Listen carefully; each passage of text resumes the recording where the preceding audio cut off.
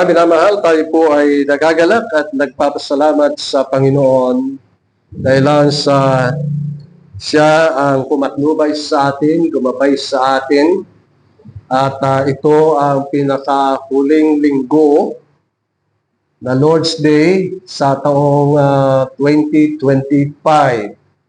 At tayo ngayon ay maharap sa panibagong taon at tunay na mga tao ay abala sa mga pagsasaad ng kanilang mga resolution. At maraming mga listahan ang kanilang ginagawa. Pero sa araw na ito ay ating titingnan ang napakagandang plano ng Diyos sa bawat isa sa atin. Buksan po natin ang ating mga banal na kasulatan dito po sa sulat ni Pablo sa mga taga-Epeso. At nais ko pong basahin ang mula talatang 1 ng Kapitulo 1 hanggang talatang 14, Epeso Kapitulo 1, at ganito po ang siyang isinasaad mula sa talatang 1. Si Pablo, apostol ni Kristo Jesus sa pamagitan ng kalooban ng Diyos sa mga banal na nasa Epeso at sa mga mananampalataya kay Kristo Jesus. Sumainyo nawa ang biyaya at kapayapaan mula sa Diyos na ating Ama at sa Panginoong Hesukristo.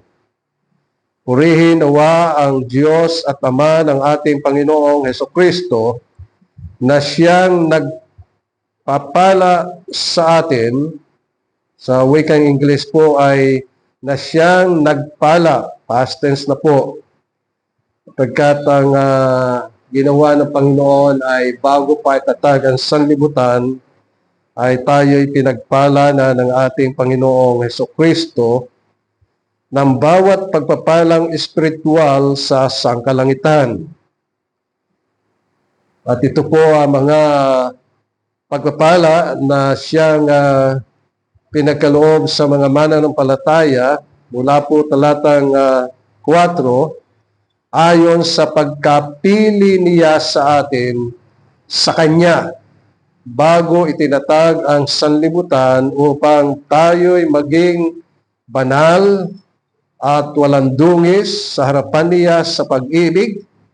Tayo'y itinalaga sa pagkupkop upang maging Kanyang mga anak sa pamagitan ni Hesukristo ayon sa kabutihan ng Kanyang kalooban, para sa ikapupuri ng Kanyang na maluwalhating biyaya na ipinagkaloob niya ng walang bayad sa atin sa pamagitan ng minamahal.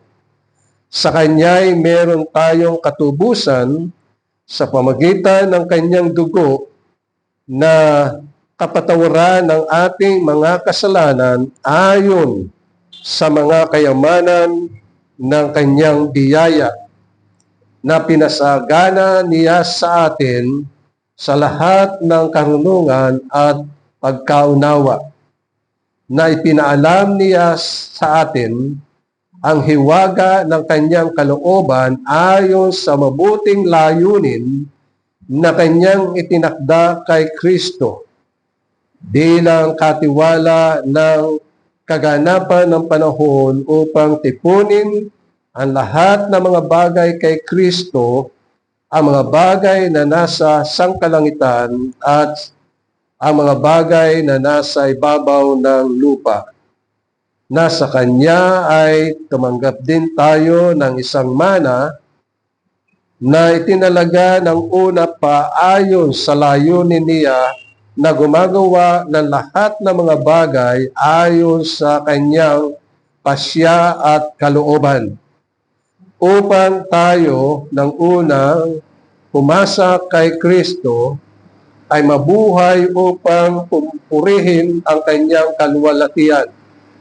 Sa kanya'y kayo rin naman na nakarinig ng salita ng katotohanan, ang ebanghelyo ng inyong kaligtasan, at kayo na sumampalataya sa kanya ay tinatakan ng ipinangakong Espiritu Santo. Siya ang katibayan ng ating mana hanggang sa ikatutubos ng pag-aari sa ikapupuri ng kanyang kaluwalhatian. At ang atin po magiging teksto sa umaga pong ito ay nasa talatang 5 at 6. Ang sabi po dito, tayo'y itinalaga sa pagkupkop upang maging kanyang mga anak sa pamagitan ni Hesukristo ayon sa kabutihan ng kanyang kalooban para sa ikapupuri ng kanyang maluwalhating biyaya na ipinagkaloob niya ng walang bayad sa atin sa pamagitan ng minamahal. Tunay mga minamahal, tayo ay lubos na nagpapasalamat sa araw na ito sapagkat ang araw na ito ay tinakda ng Diyos. Ang araw na ito ay pinagpala niya. Ang araw na ito ay kanyang ibinukod. At ang araw na ito ay kanyang binanal upang tayo na kanyang mga anak ay makabatid at makaalam ng saganan niyang biyaya sa pamagitan ng kanyang buktong na anak, ang Panginoong Hesukristo. Ang sanlibutan sa ngayon ay abala sa kanilang mga gagawing New Year's resolution. At inihahambing nila ang kanilang mga pamumuhay sa taong ito. At ano ang kanilang mga tagumpay, ano ang kanilang mga pagkakamali, ano ang hindi nila nagagawa. At sa kanilang mga New Year's resolution, ay bubuo sila ng mga listahan, ano ang mga bagay na kanilang gagawin.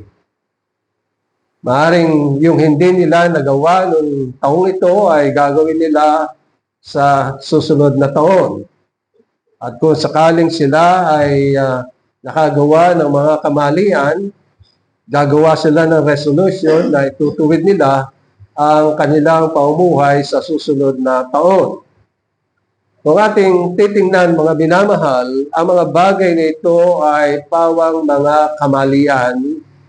Ang mga bagay na ito ay tunay na pagkabaksak ng kanilang pamumuhay sapagkat ang tao ay walang kakayahan, walang kapangyarihan na ang kanyang buhay ay maging tagumpay o ang kanyang pamumuhay ay tunay na umunlad ayon sa kanilang mga kagustuhan.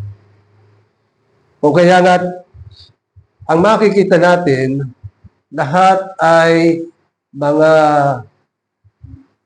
failures sa kanilang mga pamumuhay. At ang isang bagay na kanilang masusumpungan ay yung paghahambing ng kanilang mga naging gawain sa taong 2025 na lahat ay hindi nila nagawa. At ang isang bagay na ating masusumpungan, mga minamahal, ay yung tunay na itinuturo ng Panginoon sa bawat isa sa atin. Na hindi tayo makakaasa sa ating sarili sapagkat tayo ay nagmula sa labok. At kung galing sa labok, wala tayong kakayahan na maging tagumpay. Wala tayong kapangyarihan na baguhin ang ating mga kalagayan. Wala rin tayong kapangyarihan na ituwid ang ating mga buhay sa harapan ng Diyos Wala rin tayong kakayahan na lakpasan ang mga kabiguan at mga sumpa na ating tinanggap dahilan sa kasalanan. O kaya nga't ating mapapansin, mga minamahal, na dito sa Efeso Kapitulo 2 ay sinasaad dito ang tinatawag na dati niyang pamumuhay o dati niyang katangian. Sapagkat ang atin pong pag-aaralan ngayon ay yung walang hanggang pagkupkop ng Diyos sa atin. Ang ating kinakailangang isipin ay ano ang mga bagay na itinakda ng Diyos sa bawat isa sa atin. Ano ang kanyang panukala para sa atin? Ano ang kanyang plano para sa atin? Sapagkat malinaw na sa atin wala tayong kakayahan.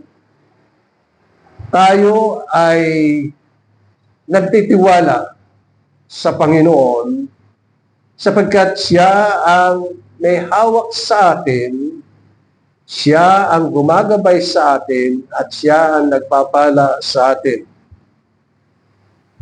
Tatlong bagay ang nais kong pag-aralan natin, mga minamahal. Una ay yung ating dating katayuan. At yan ay nakatala dito sa Efeso Kapitulo 2. Ang pangalawa ay ano yung bagong katayuan natin bilang mga anak na kinupkop sa pamagitan ng ating Panginoong Hesukristo.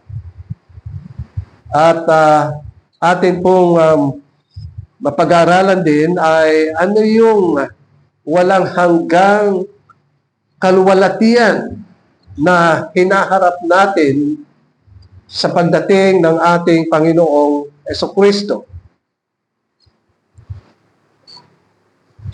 Unahin muna natin ay yung lumang katayuan natin o lumang kalagayan natin na dito'y tinutukoy sa Kapitulo 2 ng Efeso. Ang sabi po dito, kayo nooy mga patay sa inyong mga pagsalangsang at mga kasalanan. Talatang 1. Na dati ninyong nilakaran ayon sa lakad ng sanlibutan ito, ayon sa pinuno ng kapangyarihan ng himpapawid ng Espiritu na ngayon ay gumagawa sa mga anak ng pagsuway. Tayong lahat ay dating nabuhay sa gitna ng mga ito sa mga pagnanasa ng laman na ating ginagawa ang mga nais ng laman at ng pag-iisip, at tayo nooy katutubong mga anak ng kapuotan gaya naman ng iba. So ating mapapansin, mga minamahal, ito yung ating dating katayuan na siyang tinutukoy ng banal na kasulatan. Inyong pansinin, ang tayo ay dati mga patay dahilan sa mga pagsalansang at mga kasalanan na ang ating nilalakaran ay pawang mga bagay na hindi karapat-dapat sa harapan ng Panginoon. At isinasaad din po dito na tayo ay nasa ilalim ng kasalanan, sapagkat sabi dito ay dati nyo nilalakaran ayon sa lakad ng sanlibutan ito. Nang ibig sabihin ay ang kasalanan. Kung kaya nga't ang tao kahit na anong gawing pagbabago, wala siyang kapangyarihan, wala siyang kakayahan na baguhin niya ang kanyang sarili. Kuminsan, may mga payo na siyang maraming payo na masusubukan natin sa social media Pero lahat ng iyon ay hindi nagagawa kahit na napakaganda na mga payo at mga nakasulat doon. Maganda ang gumawa ng New Year's resolution pero hindi nagaganap ang mga bagay na iyon. Bakit?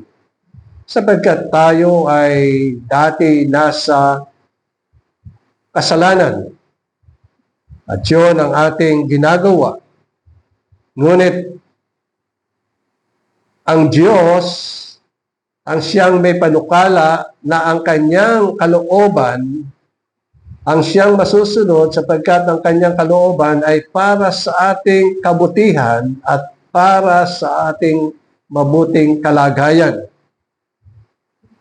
Kaya nga't ang nadadama ng marami ay sila'y nasa ilalim ng sumpa sapagkat yun ang tinanggap nilang kautusan sa Panginoon o tinatawag na paglalapat ng parusa sa mga tao. Ang kanilang mga buhay ay parang dagat na nag-aalimpuyo, malakas ang hangin, malakas ang alon, at talagang ligalig ang lahat ng mga tao. Hindi lamang sumpa, kundi gayon din ang kamatayan. Na sila ay naharap sa kamatayan. Ngunit ang Diyos, palibhasa ay napakabuti at napakaganda ng kanyang kalooban para sa atin, ay tayo'y kanyang kinupkop.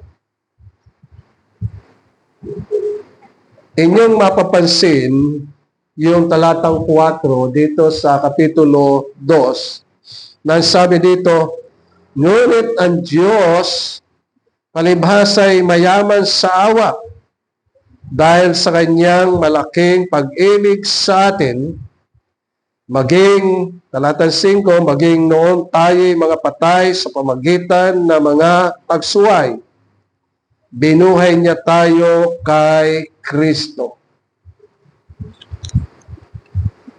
Sa pamagitan ng biyaya, kayo'y nangaligtas.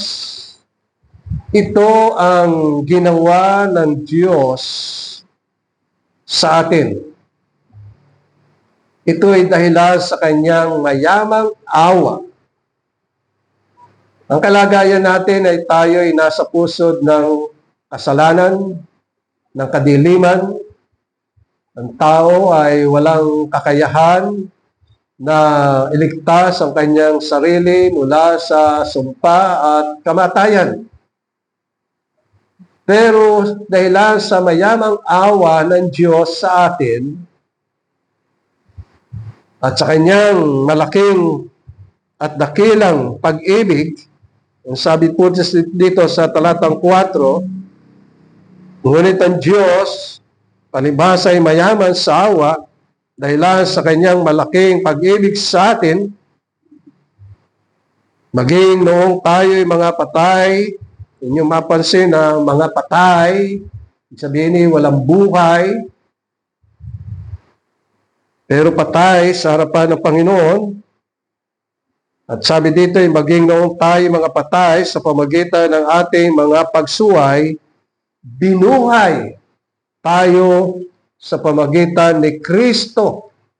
At yun ay sa pamagitan ng biyaya ng Diyos. Tayo'y binuhay na kasama niya. Yan ang dakilang awa ng Panginoon, o mayamang awa ng Panginoon Diyos, at dakila at malaking pag-ibig sa atin na kanyang ipinagkaloob, ibinigay ang kanyang buktong na anak upang ang sinuman sa kanya'y sumampalataya ay huwag mapahama kundi magkaroon ng buhay na walang hanggan. At yan ang kalooban ng Diyos para sa atin. Yan ang panukala ng Diyos para sa atin. Yan ang ninanais ng Diyos para sa atin, sapagkat ito ang kanyang kalooban. Kaya nga sinasabi nito sa talatang 5, ayon sa kabutihan ng kanyang kalooban. Kaya nga ang Diyos ay napakaganda ng kanyang kalooban at napakabuti niya sa atin.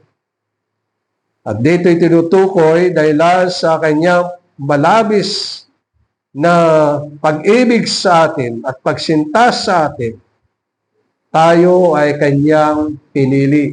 Iyan ang nasa talatang 4. Ayon sa pagkapili niya sa atin bago itinatag ang sanlibutan upang tayo'y maging banal at walang dungis sa harapan niya sa pag-ibig.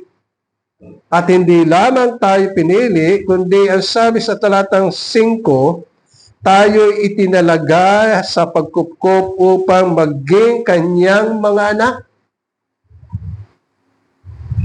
Pag tayo ay nakakakita ng mga tao na walang anak, o minsan sila'y kumukupkup, nag-a-adapt sila ng mga bata. At kahit na ano ang katangian ng batang yun ay minamahal nila. Inaari na kabilang sa kanilang sambahayan at binibigyan ng mga pangalan, bagong pangalan. Nililigay yung pinaka-surname ng pamilya doon sa bata na kanilang kinukup. At ito ang ating binigyan ng halaga, mga minamahal. Bilang mga anak ng Diyos na tayo ay kinukup ng Panginoon. At sa pagkupkup niya, ay binago ang ating pamumuhay.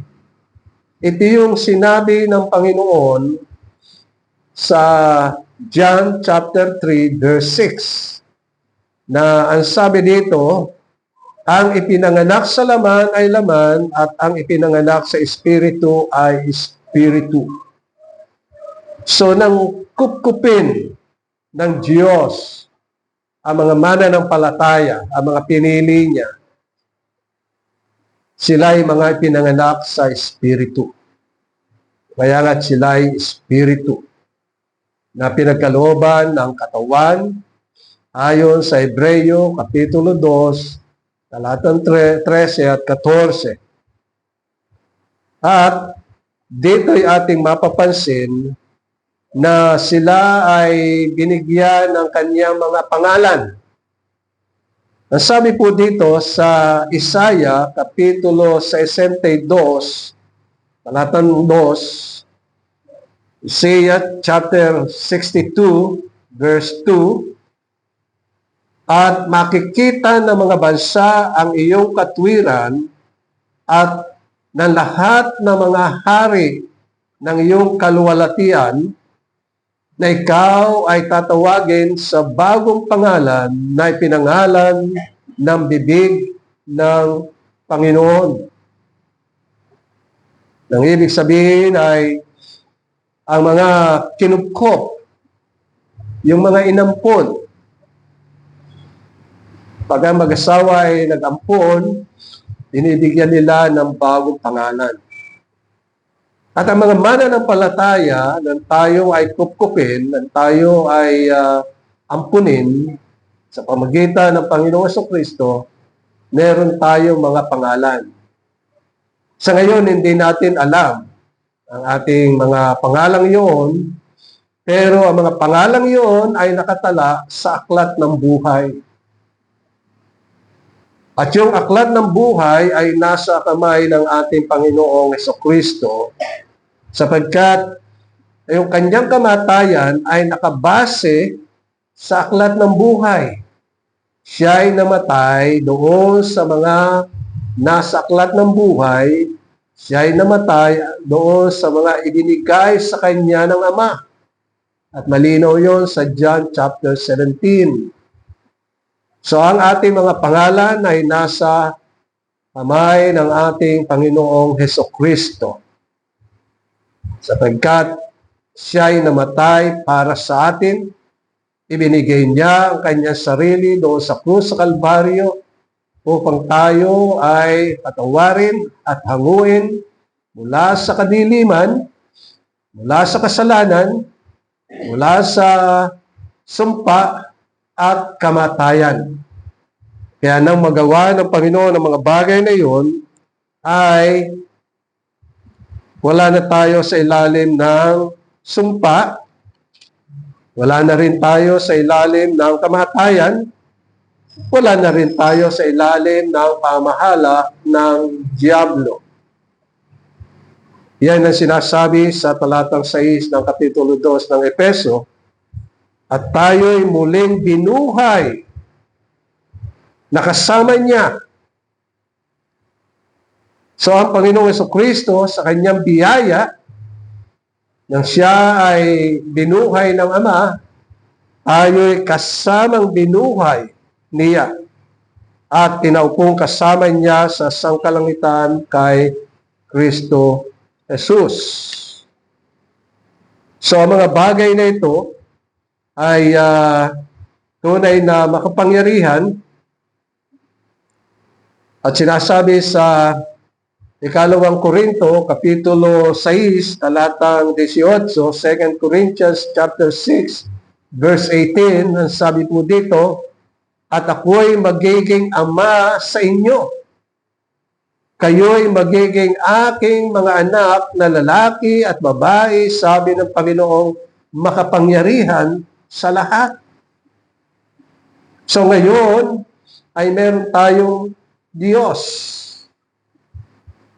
na Diyos ng ating Panginoong Hesukristo, at meron tayong Ama na Ama ng ating Panginoong Hesukristo.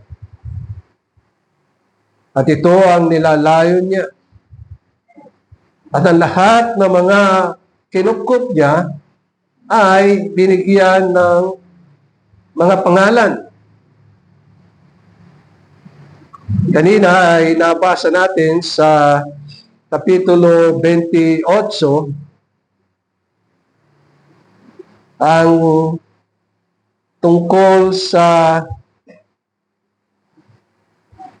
pagkakaloob ng mga pangalan.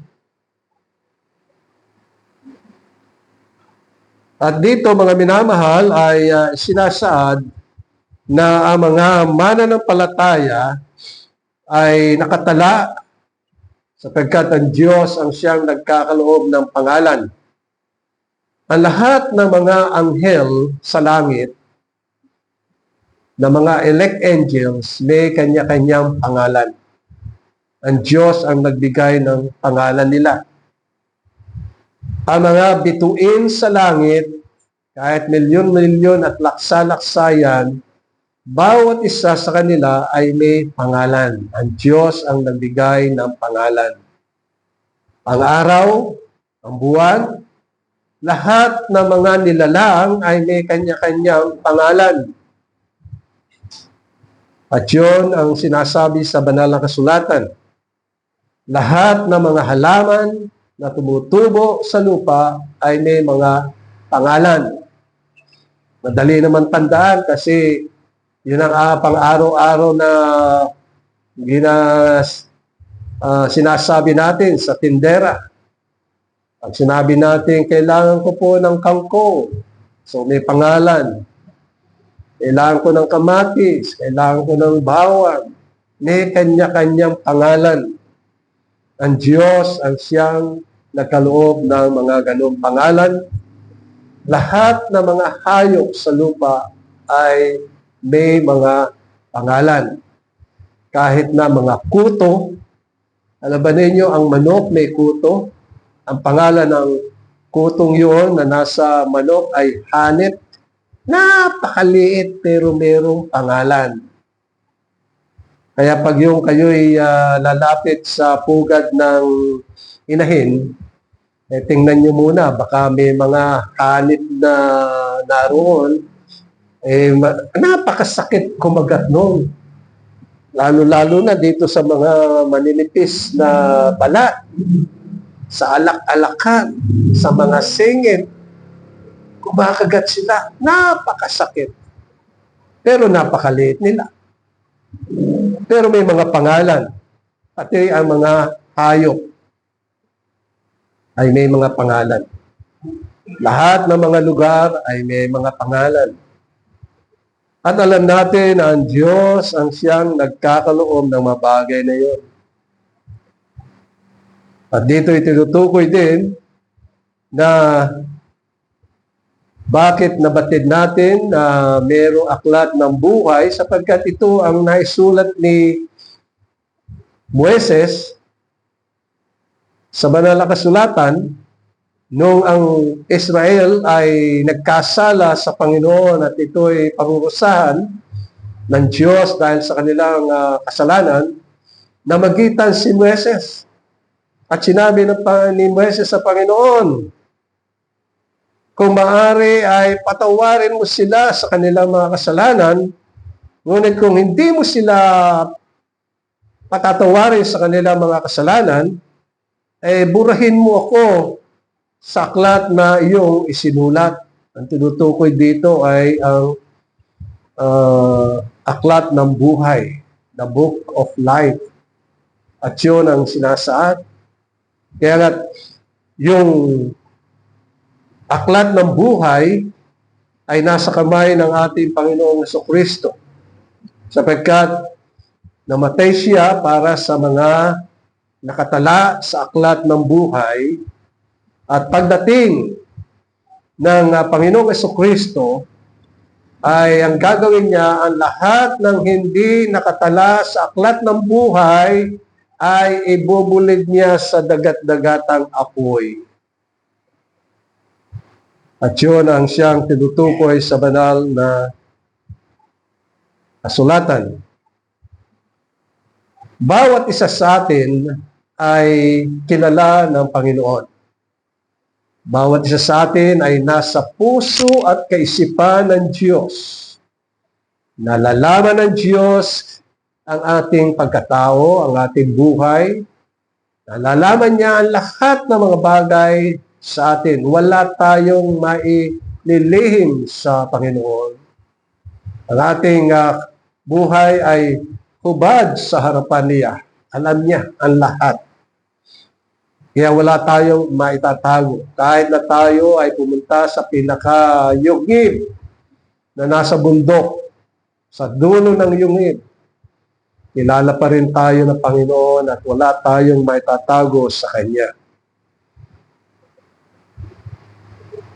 Sa Isaiah, Kapitulo 40, talatang 26, ang sabi dito, itingin ninyo ang inyong mga mata sa itaas. Tingnan ninyo kung sinong lumikha ng mga ito. Siya naglalabas ng kanyang hukbo ayon sa bilang. Tinatawag niya sila ayon sa pangalan, sa pamagitan ng kadakilaan ng kanyang kapangyarihan, at dahil sa siya'y malakas sa kapangyarihan, ay walang nagkukulang.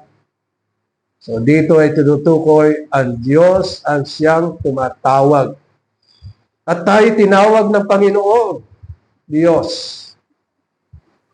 At tayo inilapit ng Panginoon Diyos sa ating Panginoong Jesucristo at mapakinggan ang kanyang mga tinig na siyang tumawag sa atin at iniligtas tayo mula sa sumpa at mula sa kamatayan at mula sa kaparusahan. Tayo ay kanyang pinili at ang mga pangalan natin ay bago. Ang Diyos ang siyang nagbigay ng pangalan at itinala sa aklat ng buhay upang hindi na niya malimutan kailanman. O kaya nga, kahit na napakaraming mga pangalan, yung pangalan natin ay talagang nakatimo sa kanyang puso at sa kanyang kaisipan. At doon ay sinasaad ang labis niyang pagmamahal, ang labis niyang pagsintas sa atin, na hindi tayo pababayaan, at yan ang dahilan kung bakit isinugo niya ang kanyang banal na Espiritu upang sumubaybay at mag-ingat sa bawat isa sa atin. Ilang bagay ang ating makikita, mga minamahal, na dito sa Galatia Kapitulo 6 o Kapitulo 4, talatang 6, ang sabi dito, sapagkat kayo'y mga anak, isinugo ng Diyos ang Espiritu ng kanyang anak sa ating mga puso na sumisigaw, Aba, Ama. So napakalinaw ito, mga minamahal. Sapagkat kayo'y mga anak, ayon sa pagkapili niya sa atin, kinupkup niya tayo sa pamagitan ng kanyang buktong na anak, at ito ay sinasaad, sinugo ng Diyos ang Espiritu ng kanyang anak sa ating mga puso na sumisigaw, Aba, Ama. Nang layunin ng Panginoon ay tayo'y maging katulad ng ating Panginoong Jesucristo. Sa larawan ng Diyos at sa kanyang ninanais. Ito ang sinasabi sa Roma Kapitulo 8, talatang 17. Ang Espiritu mismo ang nagpapatotoong kasama ng ating Espiritu na tayo'y mga anak ng Diyos. There is a witness. Meron nagpapatotoo sa atin na tayo'y mga anak ng Diyos. At ito ang banal na Espiritu. Na kung mga anak, sabi sa talatang 17, ay mga tagapagmana rin. Mga tagapagmana ng Diyos at mga kasamang tagapagmana ni Kristo. Kung tunay ngang nagtitiis tayong kasama niya upang tayo'y luwalatiin namang kasama niya. Nga't ito ang pangako ng Panginoon na tayo ay tinatakan ayon sa Kapitulo 1, talatang 13, nang sabi po dito, na sa Kanya kayo rin naman na nakarinig ng salita ng katotohanan, ang ebanghelyo ng inyong kaligtasan, at kayo'y na sumampalataya sa Kanya ay tinatakan na ipinangako Espiritu Santo, at siya ang katibayan ng ating mana. So may tatak ang mga mananampalataya. At siya rin ang katibayan ng ating mana hanggang sa ikatutubos ng pag-aari, sa ikapupuri ng kanyang kaluwalhatian. Ay isa pang bagay na tinutukoy ng Panginoon, ang mga anak ng Diyos ay merong access, merong paglapit, malayang lumapit sa Ama. At ito ang siyang isinasaad ni Pablo sa Hebreo Kapitulo 10, talatang 19 hanggang talatang 22, na ganito ang siyang isinasaad. Kaya mga kapatid, yamang meron tayong pagtitiwala na pumasok sa santuario sa pamagitan ng dugo ni Jesus, na kanyang binuksan para sa atin ang isang bago at buhay na daan sa pamagitan ng tabing sa makatwid ay sa kanyang laman. At yamang meron tayong isang pinakapuno pari sa bahay ng Diyos. Tayo lumapit na may tapat na puso sa lubos na katiyakan ng pananampalataya na ang mga puso ay winisikang malinis mula sa isang masamang budhi at nahugasan ang ating katawan ng dalisay na tubig. Naalala nyo na ang Panginoon sa Kristo ay namatay doon sa krus sa Kalbaryo. Yung kortina na nasa templo na napakakapal ay nahapak mula itaas patungong baba. Nabuksan ang kalwalatian ng Diyos upang makita ng mga mananampalataya ang dakilang kaligtasan at kapatawaran sa pamamagitan ng ating Panginoong Hesukristo. Ang ating Diyos at Ama na nasa langit ay malabis na nahabag sa atin at naaawa sa atin. At yan ang kalagayan na nakikita ng Diyos sa atin.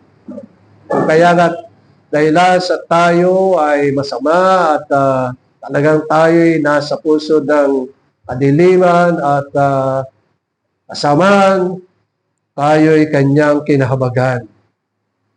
Ito ang damdamin ng Ama para sa atin. Naawa siya o kaya nga't ipinagkaloob niya sa atin ang kanyang buktong na anak. Meron din proteksyon ang lahat ng mga mahal ng Panginoon. Halimbawa, kung bubuksan natin ang ating mga banal na kasulatan sa mga awit, kapitulo 103,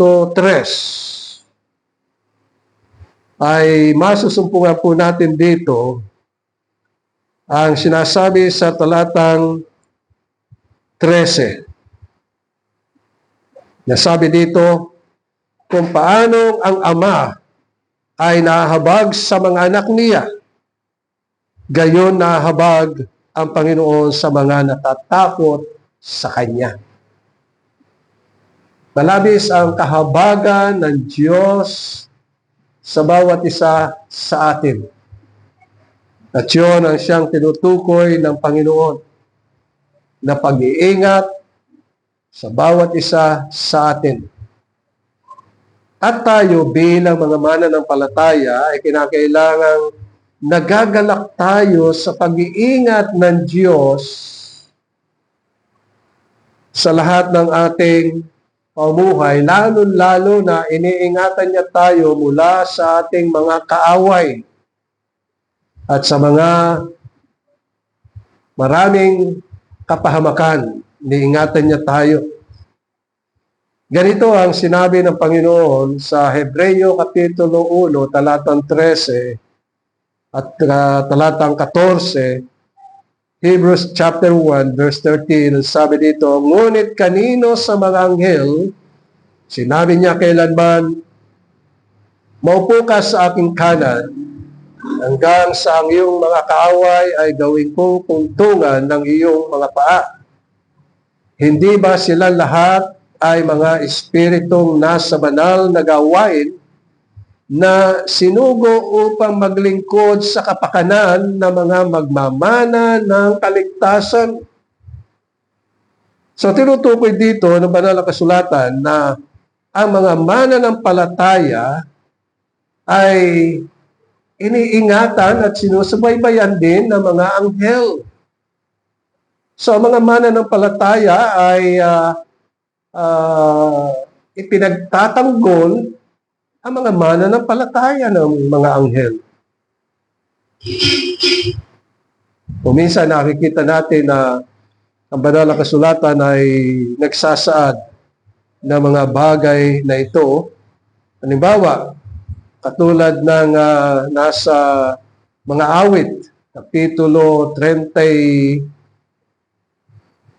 talatang 7, ang anghel ng Panginoon ang nagbabantay sa palibot ng mga natatakot sa Kanya at inililigtas sila. So, merong mga anghel na naka-assign sa atin. Sapagkat tayo ang mga tagapagmana ng buhay na walang hanggan at ng kaharian ng Diyos. Ito rin ang siyang sinasaad sa mga awit 91, talatang 11, na sabi dito, sapagkat siya'y magbibilin sa kanyang mga anghel tungkol sa iyo, upang sa lahat ng iyong mga lakad ay ingatan ka. So maliwanag dito, mga minamahal, na ang mga anghel ay nakatalaga sa mga magmamana ng buhay na walang hanggan. Ibig sabihin, ang mga anak ng Diyos. At sila ang magbabantay sa mga lakad at upang ingatan ang mga mananampalataya. Ang ating Ama na nasa langit, ang siya ring magkakaloob ng ating mga pangangailangan. Ito ang mga pribilehiyo at benepisyo na nakalaan sa mga anak ng Diyos. Pag-iingat, pagsubaybay, pagbibigay ng nakatalagang anghel para subaybayan at ingatan ang mga mananampalataya. At gayon din ay ang ating Ama ang siyang nagtutustos ng ating mga pangangailangan. Sabi sa Mateo Kapitulo 6, 32 hanggang talatang 34, na sabi dito, sapagkat hinahanap ng mga hintil ang lahat ng mga bagay na ito. Sabi sabihin, ano ba ang hinahanap ng mga di mananampalataya? Pera, pagkain, damit, inumin, tahanan, mga kasangkapan, kayamanan na nasa lupa. Ito ang hinahanap ng mga hintil. Pag sinabing hintil, ibig sabihin ay hindi mga mananampalataya. At batid ng inyong Ama sa langit na kailangan ninyo ang lahat ng mga bagay na ito. So, tayo'y naharap sa bagong taon, 2026. At batid na ng Panginoon ang ating mga pangangailangan, batid ng Panginoon ang ating kakaharapin.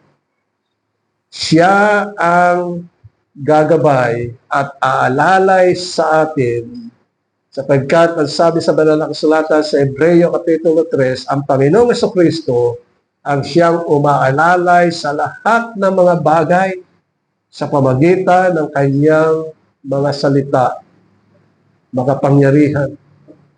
Ang ating buhay ay nasa kamay ng Panginoon. Hindi niya itutulot na tayo ay mapahamak. Hindi niya itutulot na tayo ay mahirapan. Wala siyang i-withhold sa atin. Hindi niya ipagkakait ang mga bagay na kailangan natin. Kaya sabi dito ay natatalastas na, batid na ng Ama sa langit ang kailangan ninyo sa lahat ng mga bagay. Pero ang pinakamahalaga sa buhay ng isang mananampalataya ay yung nasa talatang 33 ng Kapitulo 6, talata ng Mateo. Sabi dito, ngunit hanapin muna ninyo ang kanyang kaharian at ang kanyang katwiran, at lahat ng mga bagay na ito ay pawang idaragdag sa inyo. So, dalawang bagay ang dapat nating hahanapin, ang kanyang kaharian at ang kanyang katwiran. Kaya sabi ng Panginoon sa talatang 34, kaya't huwag ninyong alalahanin ang bukas. So huwag niyong alalahanin ang 2026. Sapagkat ang lahat ng mga bagay ay nakaprovide na sa atin. Yan ang tinatawag na providence. Isang katuruan na ang Diyos ang siyang naglalaan ng ating mga pangailangan.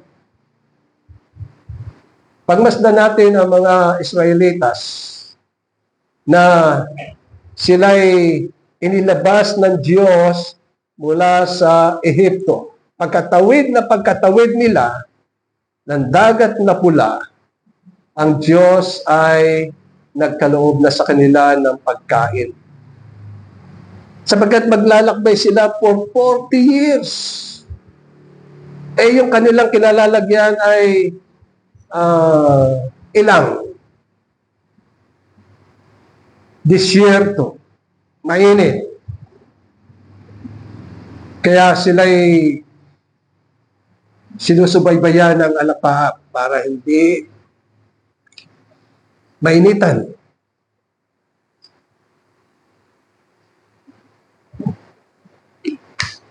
At kung gabi,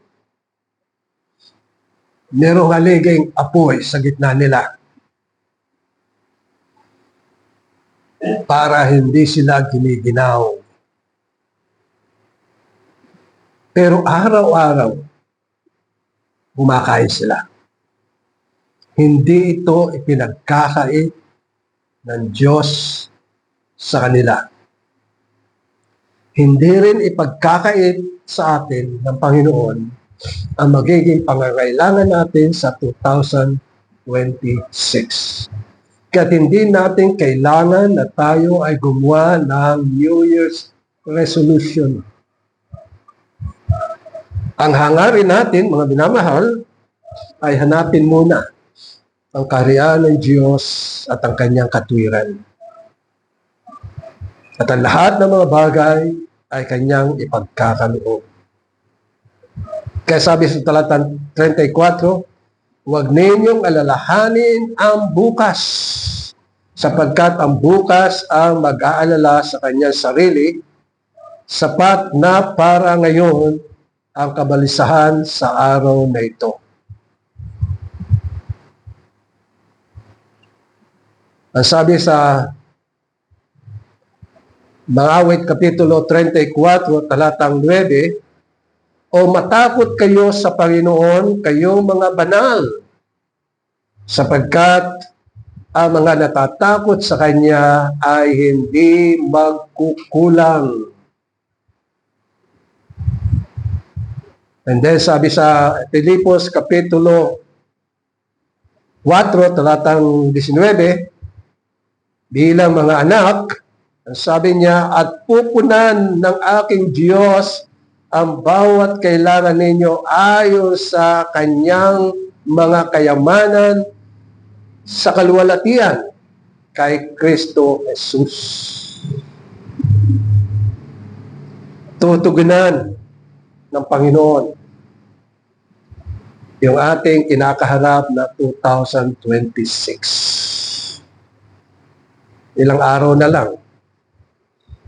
Lunes, Martes, ilan bang tapos January na, 1, 26.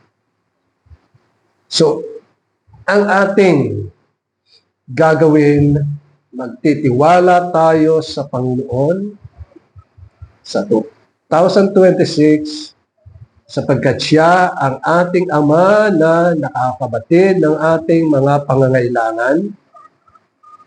Siya ang Ama na pumapatnubay sa atin, na siya ang patuloy na gagabay sa atin. Pero merong mga bagay na dapat nating aasahan. Kasi kung minsan, ang mga anak nagkakasala.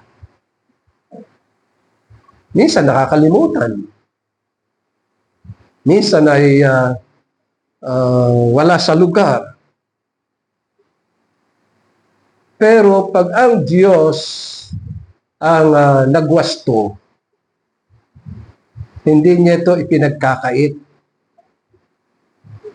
sa kanyang mga minamahal. Nasabi sa Hebreo, Kapitulo 12, talatang 5 hanggang talatang 8, ganito ang siyang isinasaad. At nakalimutan na ninyo ang pangaral na sinasabi niya sa inyo bilang mga anak. Ito ay ang tinatawagan at binibigyan ng atensyon ay mga anak. Yung mga kinukop ng Diyos.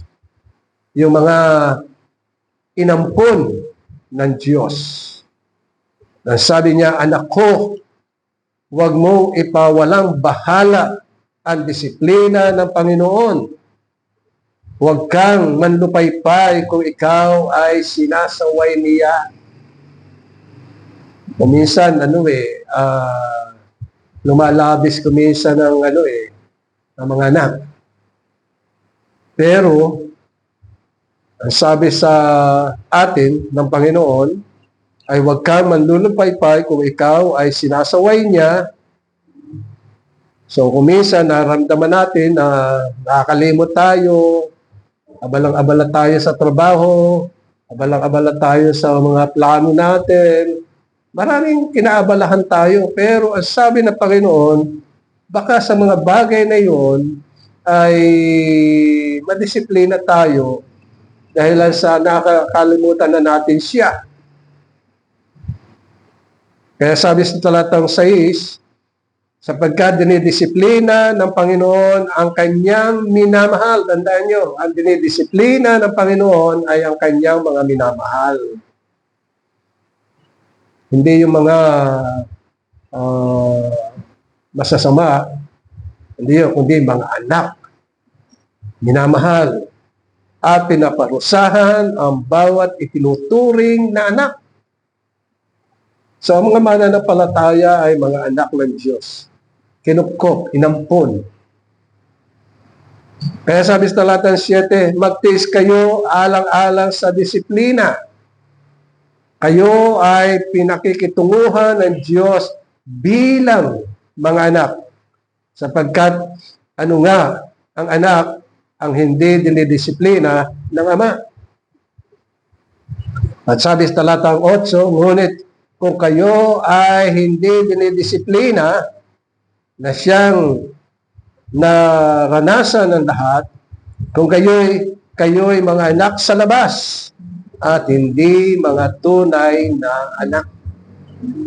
So yan ang tinutukoy dito sa banal na sulatan. At ang isa pang bagay na kinakailangan matutunan natin mga minamahal ay ang Panginoon ay hindi nakakalimot. Ang ating Diyos at Ama ay hindi nakakalimot sa atin. Kasi kung minsan pag yung meron tayong karamdaman, akala natin tayo ay nakalimutan ng Panginoon. Hindi kung minsan nakalimutan natin na ipahinga ang ating katawan. Trabaho tayo ng trabaho.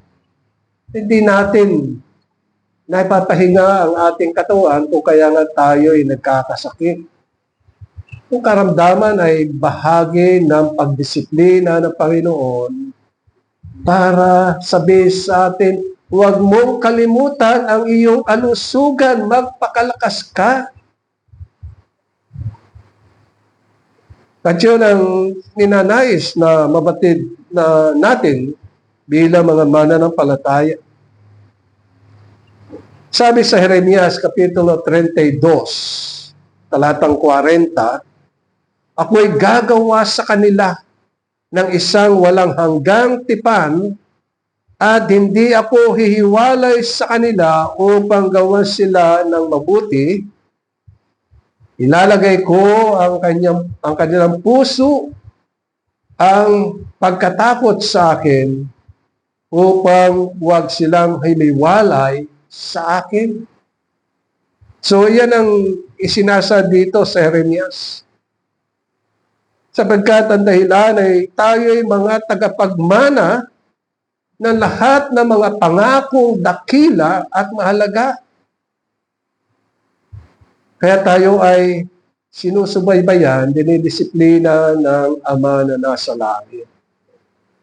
Ayaw niya na siya'y ating kakalimutan.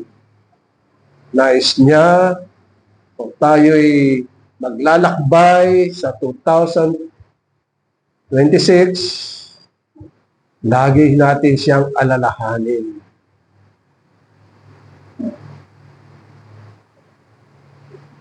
Tayo ang mga tagapagmana. Ang sabi sa Hebreo, Kapitulo 6, talatang 13, nang mangako ang Diyos kay Abraham, palibhas ay walang sino mang higit na dakila na kanyang panunumpaan, siya ay nanumpa sa kanyang sarili. At sinasabi, tiyak na pagpapalain at pararamihin kita. At yun ang talagang pangako ng Panginoon sa bawat mananampalataya. So ang mga mananampalataya ay mga tagapagmana ng kanyang harian.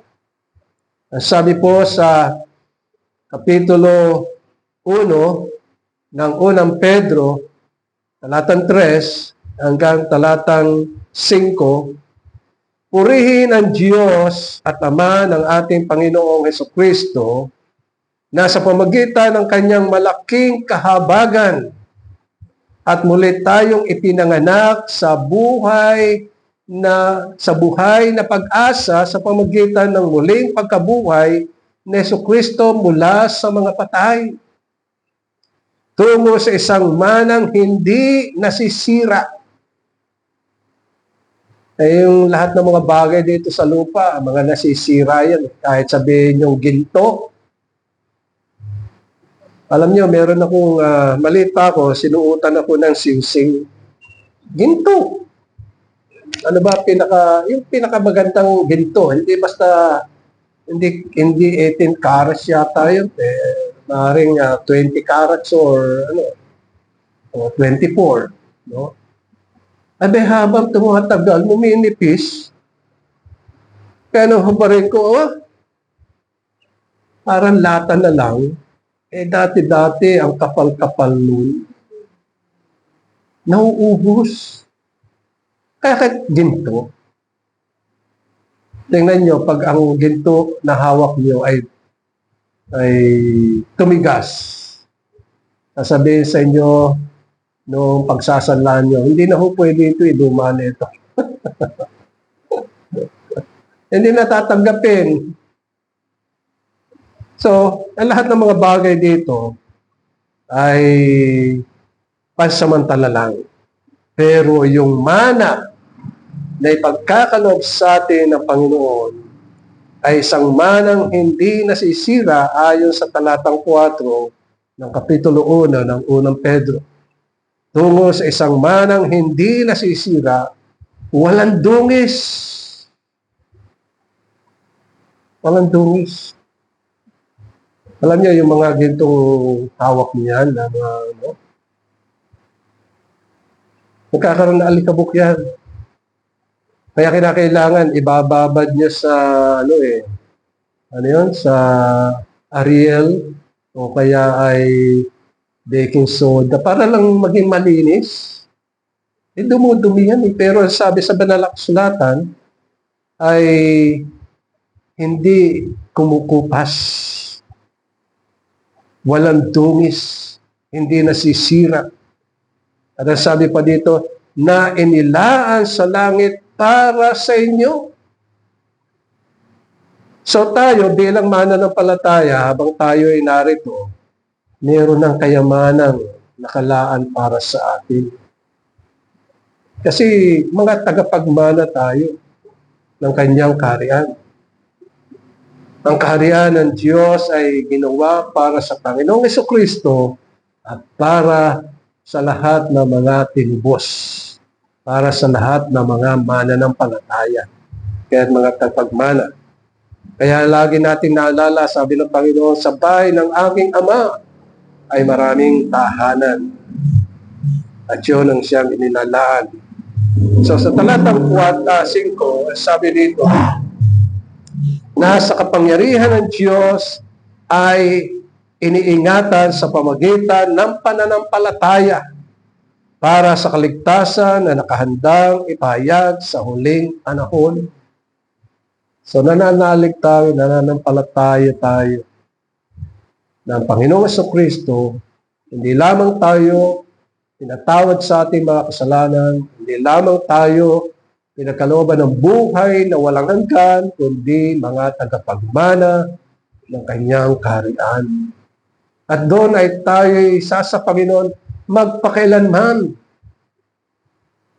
Wala nang katapusan na kagalakan, pagpapala sa harapan ng Panginoon sa kanyang pamahala.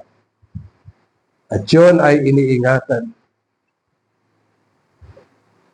Kaya mga minamahal, ito ang hinaharap nating kalwalhatian. Ang kalwalhatian yun ay tunay na nakalaan sa bawat isa sa atin. At hindi lamang yun. Kundi sabi sa Apocalypse, Revelation chapter 7, verse 14, ang sabi dito, at sinabi sa kanya, Ginoo, ikaw ang nakakaalam. At sinabi niya sa akin, ang mga ito ang nanggaling sa malaking kapighatian at naghugas ng kanilang damit at pinaputi ang mga ito sa dugo ng kordero, sa dugo ng ating Panginoon sa Kristo. Kaya't sila'y nasa harapan ng trono ng Diyos at naglilingkod sa Kanya araw at gabi sa Kanyang templo, at siyang nakaupo sa trono ay kakalungan sila. Sila'y hindi na magugutom pa.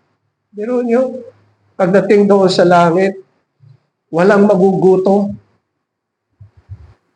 Ni mauuhaw man. Hindi na sila tatamaan ng araw sapagkat ang Diyos ang liwanag na siyang tatanlaw sa kanila. Ang liwanag na mula sa Diyos ang magbibigay sa atin ng kalakasan at kalusugan. Sa ngayon, ang nangyayari sa atin, para makakuha ka ng vitamin D, magpaaraw ka. Kailangan mo ng sikat ng araw tuwing umaga para maging malusog.